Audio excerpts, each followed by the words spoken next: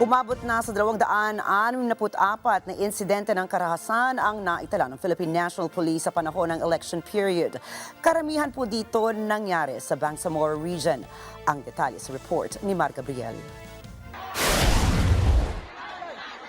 Umakyat na sa 264 na insidente ng karahasan ang naitala ng Philippine National Police mula nang magsimula ang election period noong Agosto 28. 47 dito ang kumpirmadong may kaugnayan sa isinagawang barangay at sangguniang kabataan eleksyon. 114 na insidente naman ang patuloy na iniimbestigahan, habang 103 ang walang kaugnayan sa halalan. Karamihan dito naitala sa Bangsamoro Region na may 16 na insidente, habang 13 insidente naman ang naitala sa Region 10. Sa kabila nito, may tuturing pa rin daw na payapa ang halalan sa buong bansa. Overall, my assessment is talagang tahimik ang election except for the BARM na talagang in-expect naman natin.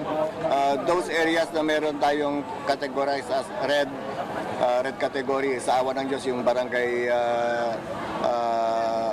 yung municipality of sa Albay, yung sa Libon and sa Negros, wala pong insidenteng naganap na masama. Naging payapa rin ang eleksyon sa Abra, kung saan may naitalang halos 300 kandidato na umatras sa pagtakbo. May mga pulis tayong nag-deploy na BAI sa Board of Election, and so far ang Abra, nangyari lahat, naganap lahat ang election on time, and wala tayong natanggap na barangay na hindi natuloy ang election doon. Samantala, umabot naman sa 2,077 individual ang naaresto dahil sa paglabag sa umiiral na gun ban, habang 1,569 na mga baril ang kanilang nakumpiska. Mar Gabriel, para sa Mata ng Agila. Matatag, matapang, matapat.